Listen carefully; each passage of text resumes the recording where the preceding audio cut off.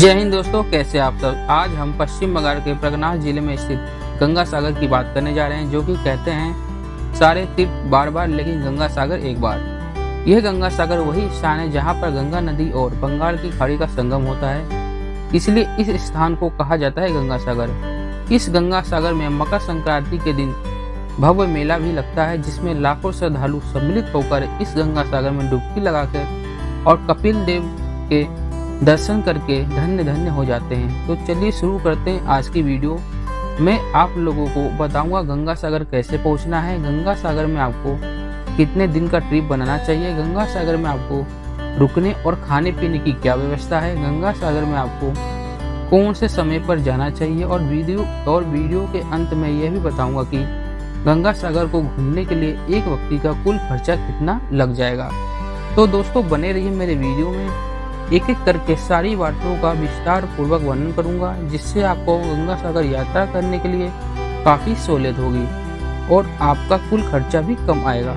चलिए दोस्तों, सबसे पहली बात करते हैं कि हमको गंगा सागर कैसे पहुंचना है। दोस्तों गंगा सागर पहुंचने के लिए आपके पास दो ऑप्शन है। पहला ऑप्शन तो ये है कि आप बाय बस के माध्यम से गंगा सागर पहुंच सकते हैं और दूसरा ऑप्शन है आप वहां पर क्रूज के माध्यम से भी आ सकते हैं, और एक और ऑप्शन है हालांकि लोकल ट्रेन। चलिए मैं एक एक करके सारे माध्यम को विस्तार पूर्वक बताता हूँ कि आपको कहाँ से गाड़ी लेनी है और आपको कहाँ तक जाना है। दोस्तों गंगा सागर जाने के लिए जो बड़ा रेलवे स्टेशन है वो है आपका हावड़ा रेलवे स्टेशन, क्योंकि हावड़ा तक के लिए सभी शहरों से ट्रेन अवेलेबल हो जाती हैं, यानी कि मिल जाती हैं। तो दोस्तों हावड़ा से आपको जाना है धर्मतला बस स्टेशन। ये धर्मतला बस स्टेशन आपको बस ले लेनी है काकद्वीप के लिए। दोस्तों काकद्वीप वह स्थान है जहां तक आपको बस का सफर करना है। तो दोस्तों आप हावड़ा रेलवे स्टेशन चले जाइए, धर्मतला बस स्टेशन से आपको बस मिलेगी, जो कि आपका 220 रुपये पर पर्सन के हिसाब से चार्ज लेगी और वो आपको छोड़ेगी काकद्वीप। दोस्तों काकद्वीप पहुंचने के बाद आपको वहां से लेना है ऑटो और आपको आना है हरवुड पॉइंट। दोस्तों एक वहां पर एक पोर्ट है, यहाँ से आपको जहाज लेनी है और जहाज के माध्यम से आप जाएंगे कच्चू बेरिया जेटी। तो दोस्तों आप काकद्वीप से ऑटो लीजिए, ऑटो के माध्यम से आप जहाज तक आइए। यहाँ पर आपको बोट मिलेगी, बोट वाला जो आपसे चार्ज लेगा 15 रुपये 20 रुपये एक व्यक्ति का चार्ज होगा, और उस बोट के माध्यम से आप पहुंचेंगे कच्चू बेरिया जेटी। कच्चू बेरिया उतर कर आपको ऑटो पकड़ कर जाना है गंगा सागर, और आप गंगा सागर में स्नान करेंगे, कपिल मुनि के दर्शन करेंगे। गंगा सागर आने का जो माध्यम था वो तो आपका बस का है। अब हम जो दूसरी बात करेंगे दोस्तों वो है आपका बाय ट्रेन। दोस्तों आप हावड़ा से चले जाइए सियालदह, जो आपका आधे घंटे की दूरी पर बना हुआ है। आप सियालदह जाइए, वहाँ से आपको मिलेगी लोकल ट्रेन, और वहाँ से लोकल ट्रेन आपके लिए दो स्थानों पर जाती है। एक तो जाएगी काकद्वीप के लिए और दूसरा आपको जाएगा नामखाना के लिए। तो जो भी आपकी लोकल अवेलेबल हो उस लोकल ट्रेन के माध्यम से आप पहुंच सकते हैं काकद्वीप, या फिर आप नामखाना भी पहुंच जाइए।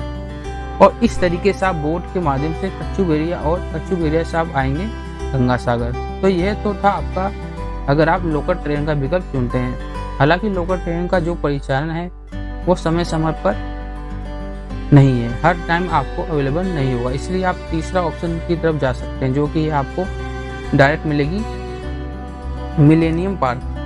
हावड़ा स्टेशन के जस्ट पार यानी कि हुगली नदी को पार करके सामने मिलेगा मिलेनियम पार्क। वहां से आपको क्रूज मिलेगी। क्रूज का जो किराया है दोस्तों डिलक्स का 1400 रुपये, और अगर आप नॉर्मल लेते हैं यानी कि जनरल लेते हैं तो आपका 1200 चार्ज लगेगा, और क्रूज के माध्यम से आप डायरेक्ट पहुंचेंगे सागर द्वीप के लिए। सागर द्वीप वही स्थान है जहां पर आपका गंगा सागर स्थित है, और आप यहां पर स्नान कर सकते हैं और आप वहां पर कपिल मुनि महाराज के दर्शन भी कर सकते हैं। तो दोस्तों यहाँ था आपका तीसरा ऑप्शन। चलिए दोस्तों अब हम बात करते हैं हमको गंगा सागर रुकने के लिए क्या क्या व्यवस्था है और हमको खाने पीने की क्या व्यवस्था है। दोस्तों गंगा सागर में अगर मैं रुकने की बात करूँ तो ये आपको होटल हैं ढेर सारे में देखने को मिल जाएंगे वहाँ पर, जिसका कॉस्ट आपको 600 रुपये से 700 रुपये पड़ेगा।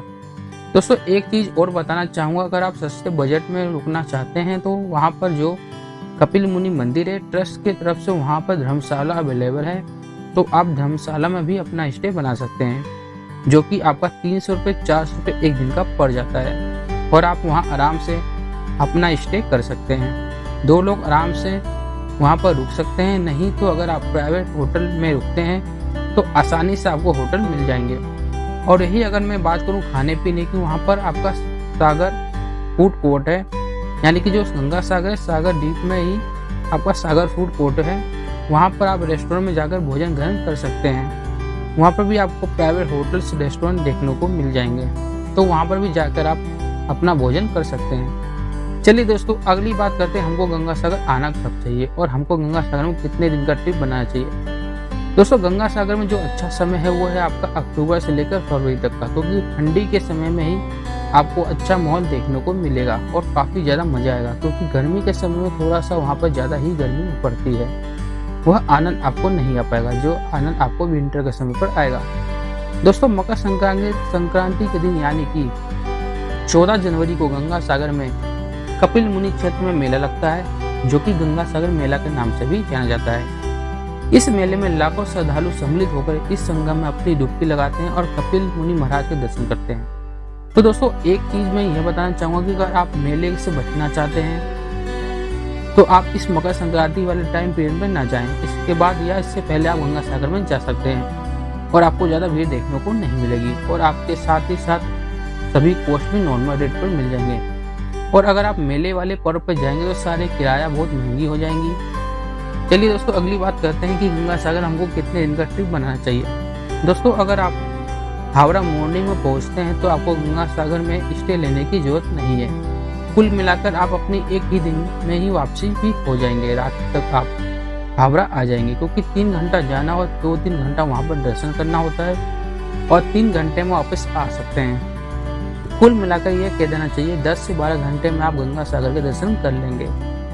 और अगर आप कोलकाता हावड़ा कुछ घूमना चाहते हैं तो आप हावड़ा या कोलकाता में अपना होटल लेकर और भी दर्शनीय स्थल पर घूम सकते हैं। लेकिन अगर आप शाम के समय भी यहाँ पर दोपहर के समय पहुँचते हैं और गंगा सागर में स्टे लेना चाहते हैं तो आपको एक दिन की ट्रिप बनानी चाहिए और आपको वहीं होटल ले लेना चाहिए, जो कि आपका गंगा सागर यानी कि सागर द्वीप के आसपास बहुत सारे प्राइवेट होटल जो मैंने आपको बताए हैं। आखिर धर्मशाला में आप अपना स्टे बना सकते हैं। चलिए दोस्तों, अगली बात करते हैं, अंतिम बात करते हैं कि हमको गंगा सागर का एक व्यक्ति का कुल खर्चा कितना आ जाएगा। तो दोस्तों, अगर आप एक दिन का ट्रिप बनाते हैं और एक रात रुकते हैं और बाय बस के माध्यम से जाना चाहते हैं तो एक व्यक्ति का जो खर्चा आएगा दोस्तों वो आपका 1200 से लेकर 1500 एक व्यक्ति का पड़ जाएगा।